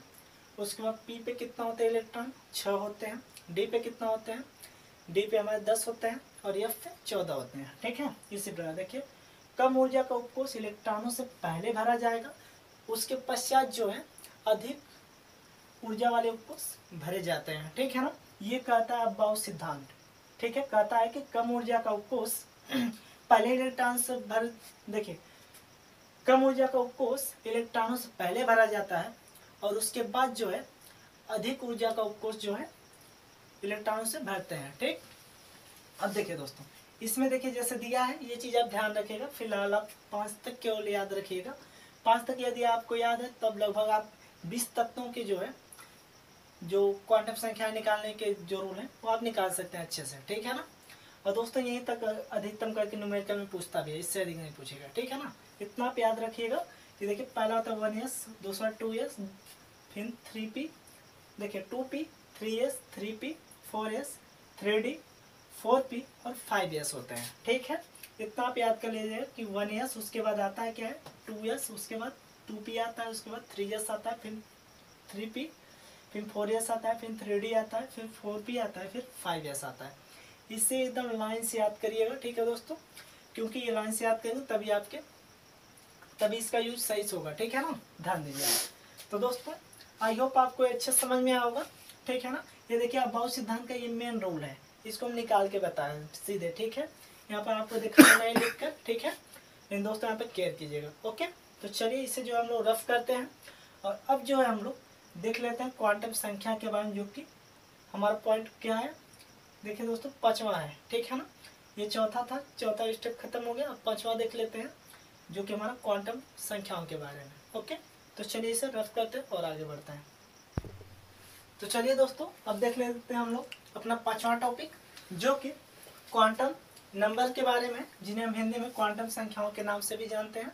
ठीक है, तो दोस्तों देखिए क्वांटम संख्याएं होती क्या है। ठीक है, देखिए वे संख्याएं जिनके द्वारा, ठीक है, परमाणु में इलेक्ट्रॉनों की ऊर्जा अभिविन्यास, स्थिति तथा चक्रण का वर्णन किया जाता है, वे क्वांटम संख्याएं कहलाते हैं। एक बार फिर से देखिए दोस्तों, वे संख्याएं जिनके द्वारा परमाणु में इलेक्ट्रॉनों की ऊर्जा अभिविन्यास, स्थिति व चक्रण का वर्णन किया जाता है, वे क्वांटम नंबर कहलाते हैं। ठीक है दोस्तों, ध्यान दीजिएगा, ये क्वेश्चन क्योंकि कई बार पूछा गया है प्रीवियस एग्जामों में। ठीक है ना, इसीलिए थोड़ा ज्यादा फोकस कीजिएगा इस पे। ठीक, और देखिए ये जो होते हैं 4 प्रकार के होते हैं। ओके, ये क्या होते हैं, ये 4 प्रकार के होते हैं, जिसमें पहला मुख्य क्वांटम संख्या होता है जिसे हम n से प्रदर्शित करते हैं। दूसरा द्विघांसी क्वांटम संख्या होता है जिसे हम l से प्रदर्शित करते हैं। और तीसरा चुंबकीय क्वांटम संख्या होता है जिसे हम m से प्रदर्शित करते हैं। और चौथा जो होता है दोस्तों चक्रण क्वांटम संख्याएं होती हैं, जिन्हें हम स्पिन क्वांटम संख्या भी कहते हैं इंग्लिश में, जिसको हम s से प्रदर्शित करते हैं। और दोस्तों ये जो चुंबकीय क्वांटम संख्या होता है ये मैग्नेटिक क्वांटम संख्या इन्हें इंग्लिश में कहते हैं, इसलिए m से प्रदर्शित करते हैं। ओके, इतना समझ पाए। तो चलिए अब देखते हैं हम लोग दोस्तों इसके माध्यम से। यहाँ पर देखिए एक यहाँ पर डायग्राम बना हुआ है और इस डायग्राम के माध्यम से आपको हम अच्छे से बता देंगे। और ये डायग्राम यदि आपको अच्छे से समझ में आ गया तो आप सारे सवाल भी अच्छे से लगा लेंगे। ओके ना, तो ध्यान दीजिए दोस्तों, देखिए ये जो है देखिए ये उप ऊर्जा स्तर है, मतलब उपकोष या कक्षक जिसे कहते हैं, या फिर ऑर्बिटल। ठीक है ना, इसमें ऑर्बिटल रहते हैं। ठीक है, उनके ऊर्जा स्तर होते हैं इसमें। देखिए जैसे ये चौथे स्थान पे है, ये पहले स्थान पे है। ठीक, ये दूसरे स्थान पे, तीसरे स्थान पे, चौथे स्थान पे। ठीक है, ध्यान दीजिएगा। ठीक दोस्तों, देखिए अब यल का मान यदि हमें निकालना मतलब द्विघांसी क्वांटम संख्या में ज्ञात करना है। ठीक है ना, ध्यान दीजिए, जब भी द्विघांसी क्वांटम संख्या ज्ञात करें, देखिए ये पहले नंबर पे है ना, तो मतलब इसका n का मान क्या हुआ 1 हुआ। ये दूसरे नंबर पे है तो मतलब n का मान 2 हुआ, इसका n का मान 3, इसका n का मान 4 हुआ। ठीक, देखिए यदि हमें l का मान निकालना हो, l का मान, ठीक, मतलब द्विघांसी क्वांटम संख्या, तो देखिए इसका फार्मूला होता है n-1। इतना आप ख्याल रखेंगे, n-1 फार्मूला होता है। देखिए यदि n की जगह पर 1 यहाँ पर पुट करेंगे यस उपकोष के लिए, तो एक में से एक जगह 0 आ जाएगा ना। देखिए ध्यान से, इसी प्रकार यदि n का मान यहाँ पर 2 रखे तो इसमें घटाएंगे 1 बच जाएगा, और यदि 3 यहाँ पर रखेंगे तो 3 में से 1 घटाएंगे तो 2 बच जाएगा। यदि 4 यहाँ पर रखेंगे 4 में से 1 घटाएंगे तो 3 आ जाएगा। ये देखिए ये होगा द्विघांसी क्वांटम संख्या। देखिए s उपकोष में 0 होते हैं, इतना ध्यान दीजिएगा, हमेशा के लिए ये है। ठीक है ना। और पी ऑफ कोर्स में एक द्विगांशी क्वांटम संख्या होती है, और डी ऑफ कोर्स के लिए 2 द्विगांशी क्वांटम संख्या होती है, और एफ के लिए 3 द्विगांशी क्वांटम संख्या होते हैं। इतना समझे। अब देखिए, अब बात आते हैं यम की, मतलब चुंबकीय क्वांटम संख्या या मैग्नेटिक क्वांटम संख्या। ठीक है, इसका फार्मूला होता है -l से लेके +l तक, वो भी शून्य सहित, या फिर +l से लेके -l तक भी कह सकते हैं शून्य सहित। ओके ना। तो ध्यान दीजिए दोस्तों, इसमें जो है यहाँ देखिए यल का मान क्या है, 0 है, तो सिंपल 0 रख दीजिए, क्योंकि -l से पूरा यल तक है। यल का मान ही जब 0 तो 0 हो गया। ठीक है, अब देखिए यदि यल का मान 1 हो, ठीक है, तब के लिए जो मुख्य चुंबकीय क्वांटम संख्या है, इसका मान क्या होगा, देखिए 1 है, तो इसका पहले यल का मान 1 है। ठीक है, तो पहले प्लस में यल लिखेंगे, फिर 0 साइड लिखना है, 0 को लिखेंगे, फिर -1 लिख देंगे। ठीक है, अब देखिए ध्यान से, यदि यल का मान 2 है तब क्या होगा, +2 होगा, फिर +1 होगा, कामा 0 लिखेंगे। ठीक, फिर -1 -2। ठीक है दोस्तों, ध्यान दीजिए, यहाँ पर 5 बने। और ध्यान से देखिए, यदि 3 हो यल का मान तब देखिए प्लस में 3, प्लस में 2, प्लस में 1, फिर प्लस में 0, मतलब टोटल पीछे चलते जाते हैं जितना भी होता है। 3 के बाद क्या आता है, 2 आता है, 2 के बाद 1 आता है, फिर 0, फिर देखिए -1 -2 -3 तक। ठीक है ना, पूर्णांक के रूप में 1 बनता जाता है। और देखिए दोस्तों, जिसमें ऑर्बिटलों की कुल संख्या जो 10 आ जाता है, यदि पूछता है ऑर्बिटलों की कुल संख्या क्या होती है, तो इसका फार्मूला होता है 2l+1। ठीक है, क्या होता है, 2l+1 होता है, जिसका मान देखिए कैसे निकालेंगे हम लोग। देखिए जब यम का मान 0 होता है तो उसका हम लोग ऑर्बिटल कुल संख्या क्या मानते हैं, 1 मानते हैं। क्यों, देखिए 2 तो होता है, यल का मान यहाँ पे 0, तो 0 रखिए, 0 से गुणा करेंगे तो क्या होगा दोस्तों, तो 0 होता है। ठीक है ना, तो यहाँ पर क्या बचेगा, 1 ही बचेगा, 1। मतलब इसका कहने मतलब ये है कि यम में जितना बार जो चीज़ दिया गया हो उतना होगा। देखिए 0 पे एक बार लिखा गया तो 1 होगा। यहाँ पर देखिए, यहाँ पर 3 अंक लिखे गए हैं, इसलिए यहाँ पर 3 होगा। सिंपल, ये मान लीजिए अगर पी ऑफ कोर्स में 1 यल का मान है तो 1 यहाँ पर रखिए, 2 कम 2 1 3, मतलब 3 निकला नहीं, ऑर्बिटलों की संख्या निकल गया ना। और आपको बताते हैं इस कक्षक का मान निकलता है। देखिए यस कक्षक में कितने, मतलब यस उपकोष में कितने कक्षक होते हैं, 1 कक्षक होते हैं।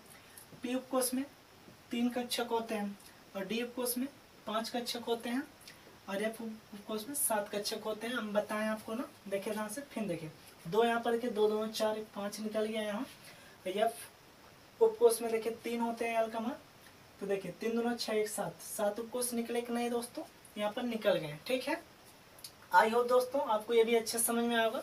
तो इससे भी जो है आप लोग नोट डाउन जरूर कर लीजिएगा, और इसे दोस्तों जरूर याद कर लीजिएगा इसके फार्मूलों को, कि द्विगांशी संख्या बराबर क्या होता है, n-1 होता है, और चुंबकीय क्वांटम संख्या -l से +l तक, वो भी शून्य सहित होती है, और ऑर्बिटलों कुल संख्या 2l+1 होती है। क्योंकि इसी बेस पे हम लोग न्यूमेरिकल देखेंगे दोस्तों। और चलिए इसे रफ करते हैं, और इसके तरह जो भी हमारे एग्जाम में पूछे जाते हैं न्यूमेरिकल, उनको देख लेते हैं, ताकि ऐसे न्यूमेरिकल इससे जो भी बने उसे आप अच्छे से हल कर सकें, कोई भी प्रॉब्लम ना हो। ठीक है दोस्तों, इसलिए हर एक टाइप का हम आपको न्यूमेरिकल बता देंगे। ठीक, तो चलिए इसे रफ करते हैं और न्यूमेरिकल देखते हैं। तो दोस्तों चलिए, क्वांटम संख्या का देखिए क्वेश्चन नंबर फर्स्ट है। देखिए क्वेश्चन क्या कर रहा है, ठीक है ना, ध्यान से देखिए दोस्तों, अच्छे समझ में आएगा। देखिए कह रहा किसी तत्व का परमाणु क्रमांक 10 है, इसके अंतिम इलेक्ट्रॉन की चारों क्वांटम संख्याएं लिखिए। ठीक है दोस्तों, पहले ध्यान से पढ़िएगा खूब, कि किसी तत्व का परमाणु क्रमांक 10 है, इसके अंतिम इलेक्ट्रॉन की चारों क्वांटम संख्याएं लिखिए। ठीक है, ये कह रहा है।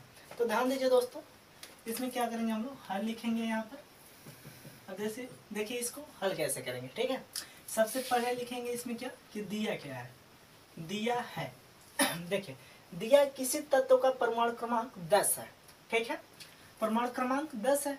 देखिए दोस्तों, परमाणु क्रमांक 10 होता है, तो यहाँ पर मान लीजिए 10 लिख दिए हम लोग। ठीक है ना, परमाणु क्रमांक हो गया। देखिए अब ये जो परमाणु क्रमांक होता है, इसमें जो होता है दोस्तों, आप बाहु के नियम पे रखते हैं। ठीक है ना, इसलिए आप बाहु का नियम हम आपको पहले ही बताए हैं कि क्या होता है दोस्तों। ध्यान दीजिए, 1s 2s, ठीक है दोस्तों, 2s 2p, इस प्रकार से होता है ना। अब ध्यान दीजिए, हमें पता है कि यस पे टोटल कितने इलेक्ट्रॉन होते हैं, तो 2 इलेक्ट्रॉन होते हैं।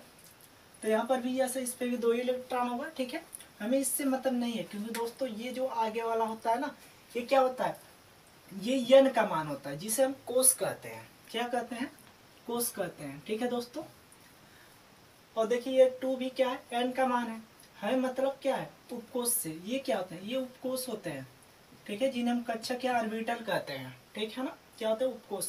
तो ध्यान दीजिए दोस्तों, यस उपकोष में कितने इलेक्ट्रॉन होते हैं, 2 होते हैं। देखिए इस पे इतना 2 होंगे, और इस पे अधिकतम कितना होता है, पी पे 6 होता है, मतलब 6 इलेक्ट्रॉन अधिकतम होते हैं, ठीक है दोस्तों। तो देखिए यहाँ से इसे हटाते हैं हम लोग, तो देखिए ध्यान से अब क्या हो जाएगा, देखिए इस पे कितना हो जाएंगे टोटल, देखिए 2 2 4 तो हो गए, हमें टोटल कितने परमाणु क्रमांक है, 10 है, मतलब तो टोटल इलेक्ट्रॉन कितना है, 10 है। तो 2 2 4 हुए टोटल, अभी 6 की कमी है।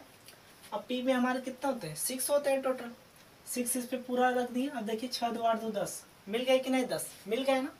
अब देखते हैं यहाँ पर, ध्यान दीजिए दोस्तों, यदि ये 11 रहता तो इसमें तो 6 ही भरा था, उसके आगे लिख देते 3s, तो इस पे क्या करते हैं, 1 इलेक्ट्रॉन यहाँ पर भर देते, तो क्या हो जाता है, यहाँ पर 11 बन जाता, ठीक है ना। लेकिन हमें चाहिए 10, तो 10 तक यहीं तक कवर हो जाएगा। ध्यान दीजिए, इतना समझ पाए।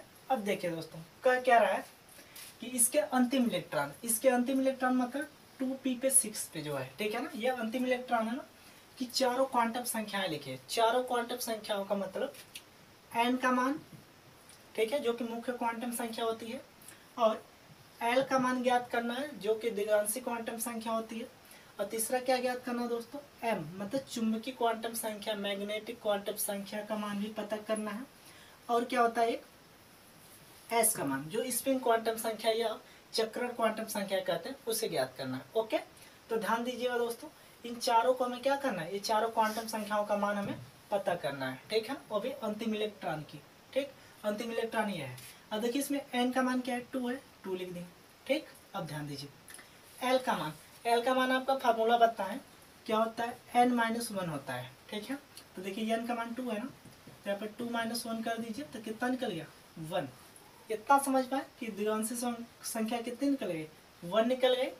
अब देखिए m का मान कैसे निकालेंगे, हमें पता है द्विगांशी संख्या 1 होती है, ठीक है। तो m का मान क्या होता है, चुंबकीय क्वांटम संख्या, मैग्नेटिक क्वांटम संख्या। देखिए इसे जो पहले प्लस में लिखते हैं, मतलब -l से लेके +l तक, या फिर +l से लेके -l तक, वो भी शून्य सहित लिखते हैं। तो देखिए +1 हो गया, इसके बाद 1 के बाद क्या आता है दोस्तों, 0 आता है, तो 0 लिखिए कॉमा लगा के, फिर कॉमा लिखिए, फिर क्या लेंगे, -1 कर देंगे, जो ये संख्या है, ठीक है। -1 तक हो गए, ये 3 इसमें कंडीशन बनना है, ये हो गया। अब देखिए ये निकल गया हमारा चुंबकीय क्वांटम संख्या। अब निकालेंगे चक्रण के बारे में, ठीक है। देखिए चक्रण कैसे ज्ञात करते हैं, इसमें जो दोस्तों यहाँ से हम लोग लिख लेते हैं, इसमें देखिए चक्रण जब हम लोग ज्ञात करते हैं तो इस प्रकार यहाँ पर करेंगे, इस प्रकार कॉलम बनाएंगे, ठीक है ना।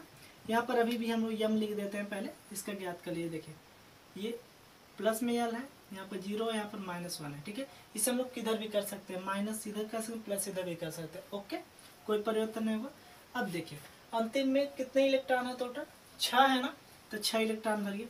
पहले हूर्ण के नियमानुसार 1 इलेक्ट्रॉन, 2 इलेक्ट्रॉन, 3 इलेक्ट्रॉन, मतलब प्रत्येक कक्षा में पहले 1 इलेक्ट्रॉन भर लिया। टोटल कितने इलेक्ट्रॉन हुए, 3 इलेक्ट्रॉन आ गए।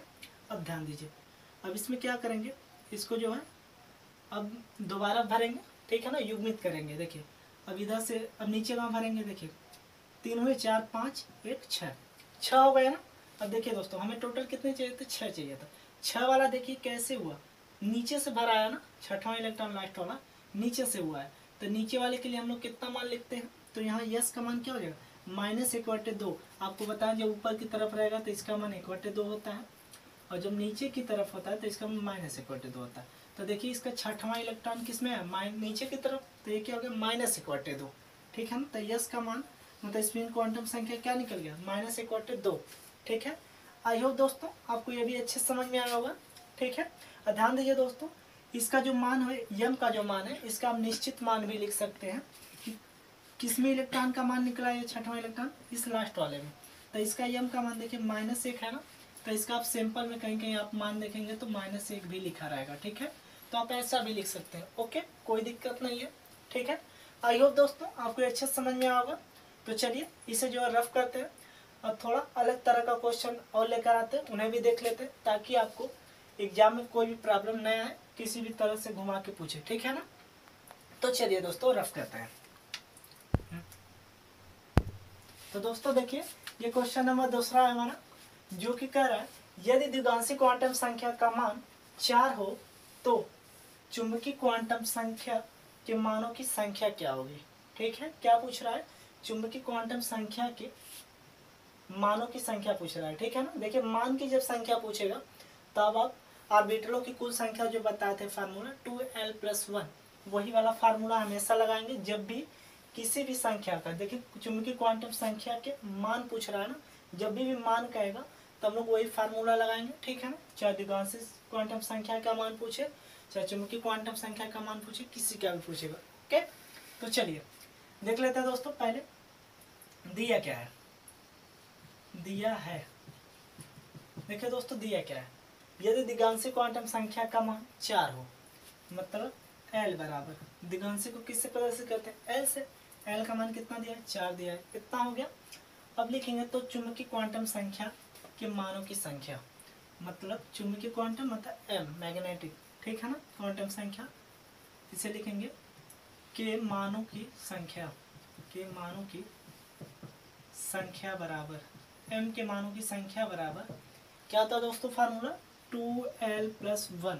इतना आप समझ पाए ना कि जब भी मान किसी का पूछेगा तो फार्मूला ये लगाएंगे 2l+1। ठीक है ना, हर कंडीशन में। ठीक, अब देखिए 2 है यहाँ पर, 2 लिखिए, l का मान 4 आया है तो 4 लिखिए, +1 करिए। देखिए 4 दूना 8 +1, टोटल दोस्तों कितने हो गए, 9 हो गए। आई होप दोस्तों आपको अच्छे से समझ में आया और यही हमारा सीधा आंसर हो जाएगा। ठीक है, तो दोस्तों ये भी क्वेश्चन हमारा वैसे आप लोगों को अच्छे समझ में आया होगा। तो दोस्तों चलिए इसे भी हम लोग रफ करते हैं और जो है एक क्वेश्चन और देख लेते हैं जो कुछ हटके है। ठीक है ना, तो चलिए इसे रफ करते हैं।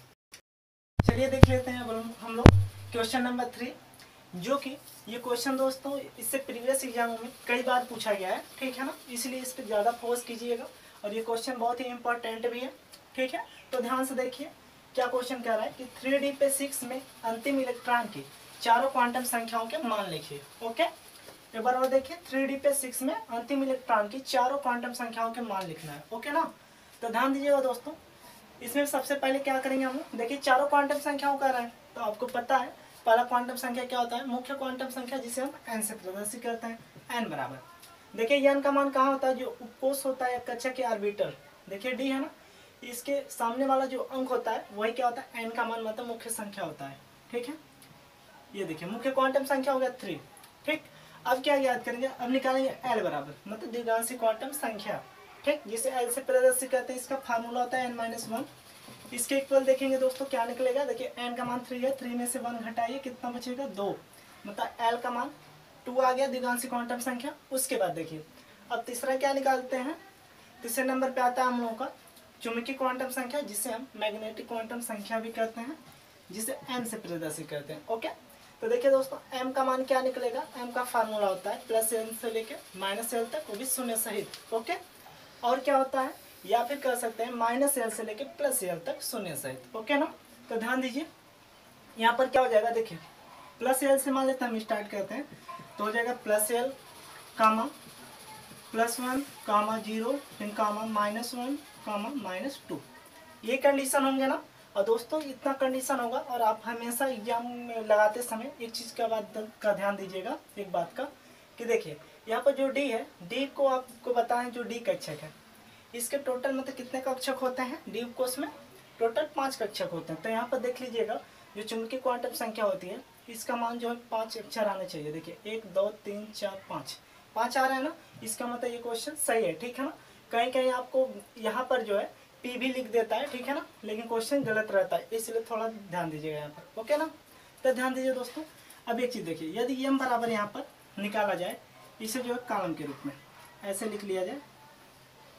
देखिए इसके लिए मान लीजिए यहाँ पर ये भर जाएगा, इसके लिए यहाँ पर, इसके लिए यहाँ, इसके लिए यहाँ पर, इसके लिए यहाँ पर। देखिए 1 2 3 4 5 अंक है, 5 हो गए। मान लीजिए इसमें ये भरा जाएगा और यहाँ पर ये भर देंगे और यहाँ पर इसको भरेंगे, यहाँ पर इसको, और इसी प्रकार इसको यहाँ पर।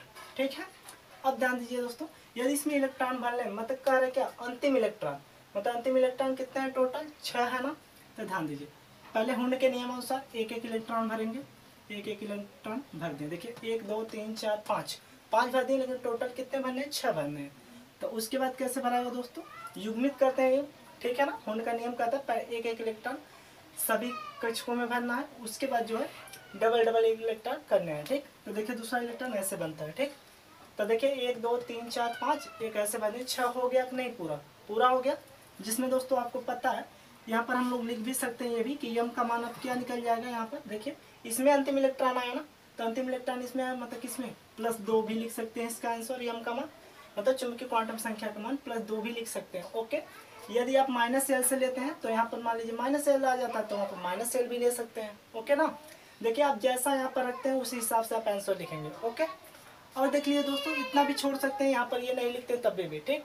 और देखिए यहाँ पर चक्रण ज्ञात कर लेते हैं, जिसको स्पिन क्वांटम संख्या कहते हैं, ठीक, जिसको एस से प्रदर्शित करते हैं। देखिए तो अंतिम इलेक्ट्रॉन कैसे आया, नीचे की तरफ, आपको पता है नीचे की तरफ जाता है तो -1/2 आता है, इतना बताया है। और ऊपर की तरफ रहता है तब क्या होता है, 1/2 होता है, ठीक। यहाँ पर देखिए अंतिम इलेक्ट्रॉन नीचे की तरफ आया, इसलिए -1/2 हो जाएगा स्पिन क्वांटम संख्या का मान। आई होप दोस्तों आपको ये भी क्वेश्चन अच्छे समझ में आया होगा। तो चलिए दोस्तों इसे जो है हम लोग रफ करते हैं, और अगला टॉपिक जो हमारा है हाइजेनबर्ग के अनिश्चितता का सिद्धांत, उसे अच्छे तरीके से देख लेते हैं। ओके, तो अब हम लोग देख लेते हैं अपना छठवां टॉपिक, जो कि हाइजेनबर्ग के अनिश्चितता का सिद्धांत है।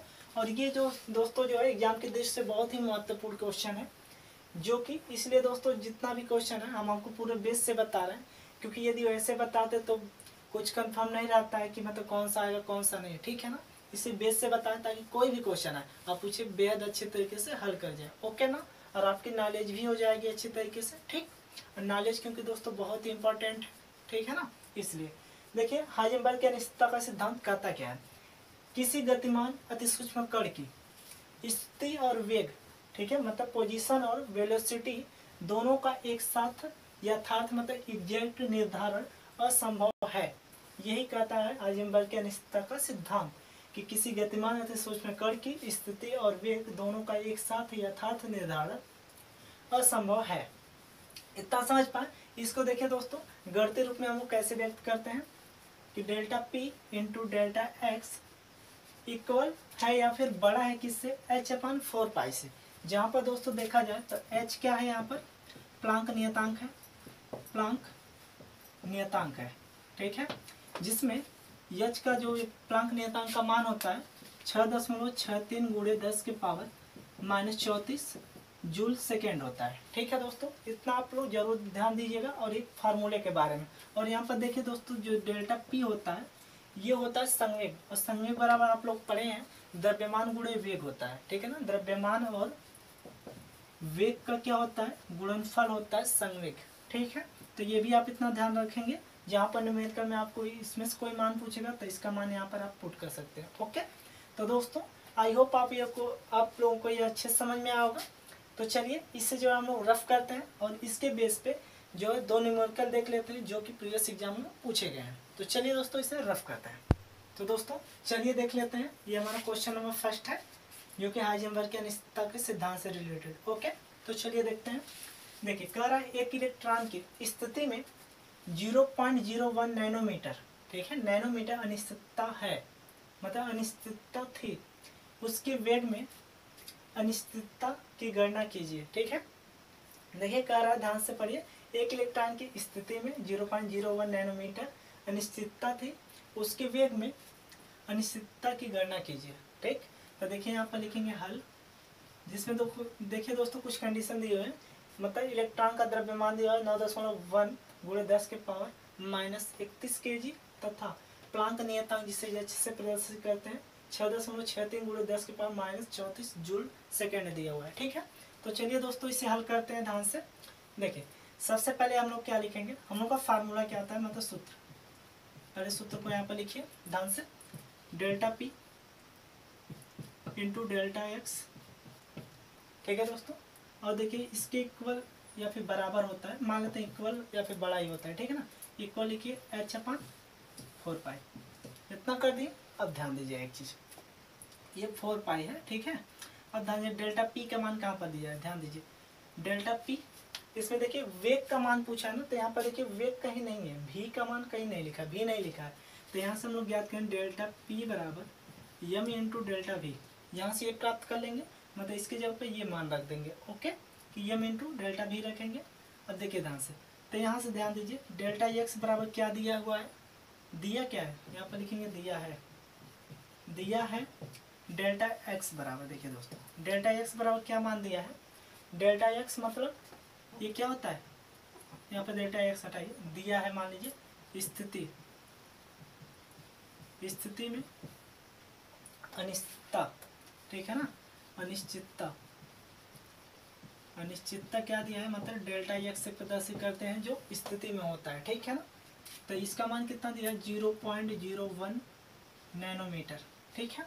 इस नैनोमीटर को हम लोग पहले चेंज कर लेते हैं मीटर में, तो देखिए क्या निकलेगा यहाँ से, एक और करिए, पहले देखिए 0.01 दिया है ना, पहले दशमलव से इसे जो है हम लोग भिन्न के रूप में बदल लेते, देखिए 100 मतलब 100 से गुणा करिए, 100 से भाग करेंगे तो 1/100 हो जाएगा ना, देखिए 100 से गुणा करेंगे तो 1 हो जाएगा, 100 से भाग करेंगे तो इतना हो जाएगा, ठीक।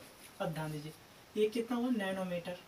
अब आपको अब एक चीज़ देखिए, 1 नैनोमीटर बराबर कितना होता है 10 के पावर -9 होता है, ठीक है ना। ध्यान दीजिए तो कितना हो जाएगा 1/100 गुणे 10 के पावर -9 मीटर हो जाएगा, ठीक है। 1 नैनोमीटर 10 के पावर 9 मीटर होता है, ठीक। अब ध्यान दीजिए दोस्तों यहाँ पर क्या हो जाएगा, ये देखिए ये इसके पावर देखिए क्या लिख सकते हैं हम लोग, 1/10 के पावर 2 लिख सकते हैं गुणे 10 के पावर -9 मीटर, इतना समझ पाए। अब ध्यान दीजिए यदि इसे यहाँ पर हल करते हैं तो देखिए ये -2 है, ऊपर जाएगा इसकी घात में क्या होगा, चिन्ह में परिवर्तन होगा, मतलब -10 देखिए 10 के पावर -2 हो जाएंगे, मतलब 10 के पावर -2 गुणे 10 के पावर -9 मीटर हो जाएगा। इसके इक्वल लिखेंगे तो देखिए गुणे में यदि आधार समान हो तो इसे एक बार लिख लिया जाता है और इसके घात को जोड़ लिया जाता है, तो 9 2 11 हो जाएंगे। और देखिए इसके चिन्ह बड़े के सामने माइनस है तो माइनस लिख देंगे, ओके। और ये मीटर है तो मीटर में, इतना समझ पाए, इतना मान इसका निकल गया डेल्टा एक्स, मतलब स्थिति में अनिश्चितता, ठीक। और ध्यान दीजिए अब ज्ञात करेंगे उसके वेग में, ठीक है ना। तो ध्यान दीजिए सीधे फार्मूला आप लिखेंगे, इसकी जगह पे ये वाला फार्मूला लिखिए, पी की जगह पर एम गुणे डेल्टा वी लिख दीजिए, ठीक।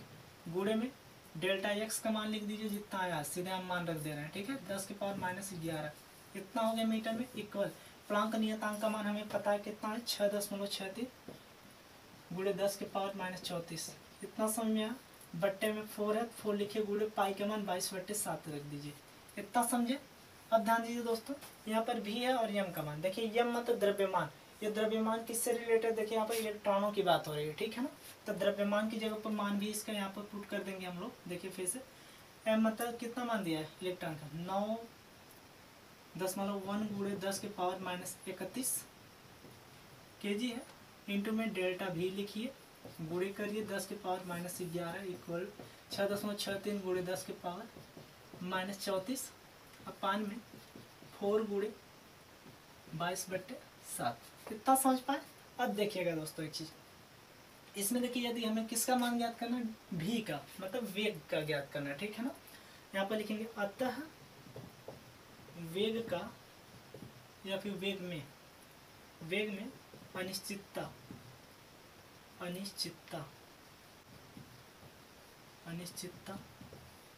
ठीक है, अनिश्चितता बराबर, देखिए क्या निकलेगा, वेग में ज्ञात करेंगे मतलब डेल्टा भी बराबर, यहाँ डेल्टा भी बराबर क्या निकल जाएगा, ध्यान दीजिए दोस्तों यहाँ पर ये गुणा कर रहे हैं, ठीक है, तो यहाँ पर आएगा भाग करेगा, सिंपल पहले इसे लिख दीजिए 6.63 गुणे 10 के पावर -34 अपान में 4 गुणे 22/7, ठीक है। अब ध्यान दीजिए दोस्तों ये यहाँ पर आएगा भाग करेगा, मतलब गुणे करिए 9.1 गुणे 10 के पावर -31 और गुणे करेंगे 10 के पावर -11 तो -11 लिख देंगे, ओके दोस्तों। अब ध्यान दीजिएगा इसको जो आप लोग हल करेंगे ना, इसको तो आप इतना हल कर ही सकते हैं, ठीक है ना दोस्तों। देखिए इसको जो हम लोग हल करेंगे तो हमारा टोटल मान आएगा, देख लेते हैं हम लोग, देखिए 5.8 गुणे 10 के पावर 6, ठीक है, मीटर प्रति सेकेंड आ जाएगा, क्योंकि दोस्तों वेग का मात्रा क्या होता है मीटर प्रति सेकेंड होता है, ठीक है ना, इसलिए इसी की मात्रा में आएगा 5.8 गुणे 10 के पावर 6 मीटर प्रति सेकेंड। आई होप दोस्तों आपको ये क्वेश्चन पूरे अच्छे तरीके से समझ में आया होगा, क्योंकि दोस्तों जहाँ तक हो सकता था तो वहाँ तक हम छोटे छोटे रूप में करके बताए हैं, ठीक है ना। हम उम्मीद करते हैं आपको कहीं भी थोड़ा सा भी प्रॉब्लम नहीं होना चाहिए, ओके ना। तो चलिए दोस्तों इससे जो है हम लोग रफ करते हैं और एक क्वेश्चन और देख लेते हैं जो कि इसका लास्ट क्वेश्चन होगा, ओके ना। तो चलिए दोस्तों हम लोग देख लेते हैं, ये क्वेश्चन नंबर हमारा 2 है, ध्यान दीजिएगा दोस्तों ये क्वेश्चन नंबर 2 है, ठीक। जिसको देखेंगे, देखिए क्या कर रहा है, एक इलेक्ट्रॉन के वेग की अनिश्चितता ज्ञात कीजिए। ठीक है, इसमें भी वेग की पूछ रहा है। यदि उसकी स्थिति की अनिश्चितता इतना हो, मतलब 10⁻⁻10 मीटर है, जिसमें दोस्तों एच बराबर प्लांक नियतांक दिया हुआ है 6.63 × 10⁻⁻34 kg मीटर स्क्वायर प्रति सेकेंड, तथा देखिए यहाँ पर इलेक्ट्रॉन का द्रव्यमान दिया हुआ है, जिसको एम से प्रदर्शित किया हुआ है 9.1 × 10⁻⁻31 kg। इतना समझे। तो ध्यान दीजिए दोस्तों, सबसे पहले लिखेंगे दिया है। दिया है, देखिए क्या दिया है, दिया हमें ये चीजें दिया हुआ है। ठीक है, हमें ज्ञात क्या करना, उसे लिख लीजिए सीधा, ज्ञात करना है, ज्ञात करना है। देखिए यहाँ पर क्या ज्ञात करना है दोस्तों, ध्यान दीजिए। देखिए वेग की मतलब डेल्टा v बराबर क्या होगा, वेग की अनिश्चितता ज्ञात करना है ना, मतलब डेल्टा v बराबर। ठीक, अब आप लोगों को पता है सूत्र क्या होता है, ध्यान दीजिए। सूत्र होता है डेल्टा p गुणे delta x equal to h/4π। इतना समझे। अब ध्यान दीजिए दोस्तों, इसमें जो है आप लोगों को पता है कि p बराबर, देखिए यहाँ पर v का मान पूछा था, हमें पता है p बराबर क्या होता है फार्मूला, मतलब संवेग बराबर m गुणे डेल्टा v होता है। ठीक है, ये होता है, गुणे करिए डेल्टा x करिए इक्वल टू h/4π। इतना समझ गए दोस्तों। अब ध्यान दीजिए, यहाँ पर देखिए स्थिति की अनिश्चितता दिया हुआ है। ठीक है ना, क्या स्थिति की अनिश्चितता दी हुई है 10⁻⁻10 मीटर। ठीक है, तो देखिए दोस्तों स्थिति किससे दर्शाते हैं, डेल्टा एक्स से आप लोग जानते हैं। ठीक है ना, यहाँ पर दिया क्या है, डेल्टा एक्स बराबर 10⁻⁻10 दिया है डेल्टा एक्स बराबर 10⁻⁻10 मीटर। ठीक है, ये यहाँ पर दिया हुआ है। ठीक है, जो स्थिति की अनिश्चितता होती है किससे दर्शाते हैं, डेल्टा एक्स बराबर। ठीक, अब ध्यान दीजिए, यहाँ पर मान पुट करिए ध्यान से। यहाँ पर लिखेंगे इसलिए डेल्टा एम का मान वहाँ से ले लीजिए 9.1 × 10⁻⁻31 गुणे डेल्टा v का मान निकालना है, डेल्टा v बराबर गुणे कीजिए डेल्टा v गुणे डेल्टा x का मान 10⁻⁻10 मीटर इक्वल टू h का मान 6.63 × 10⁻⁻34 अब 4π 4 गुणे 22/7 कर देंगे। इतना समझे। अब ध्यान दीजिए, यहाँ डेल्टा v बराबर इसलिए निकालेंगे, अतः डेल्टा v, ठीक है ना, मतलब एक की अनिश्चितता बराबर, देखिए क्या निकलेगा 6.63 × 10⁻⁻34 इतना हुआ, बट्टे में करिए 4 गुणे 22/7 इतना कर दिए, गुणे करिए, ये देखिए इसमें गुणा कर रहा था, टोटल जाके यहाँ भाग कर देंगे। ठीक है, मतलब 9.1 × 10⁻⁻31 गुणे करिए 10⁻−10 है तो -10 कर दीजिए। इतना समझ पाए दोस्तों। देखिए यही चीज़ यहाँ सेम हो गया, जिसको आप यदि हल करेंगे, ठीक है, तो दोस्तों देखिए कितना इसका आंसर आ जाएगा। इसका टोटल आंसर हमारा निकल के आएगा 5.837 गुणे 10⁻5 आएगा। ठीक है ना, वो भी किस में आएगा, मीटर प्रति सेकेंड, क्योंकि वेग का मात्रा मीटर प्रति सेकेंड में होता है, इसलिए दोस्तों इतना आंसर आ जाएगा। आप लोग इसे सॉल्व कर लीजिएगा। ओके दोस्तों, तो दोस्तों इस लेक्चर में बस इतना ही, क्योंकि ये मैराथन क्लास तो था लेकिन थोड़ा ज़्यादा हो गया है, जिसकी वजह से आप लोगों को थोड़ा भी बोर महसूस ना हो, इसी की वजह से इस लेक्चर को हम यहीं पर रोकते हैं। और जितना जो टॉपिक बचते हैं हमारे, उससे जो हम अगले लेक्चर में कवर करेंगे। तब तक के लिए अच्छे से पढ़ते रहिए। जय हिंद, टेक केयर।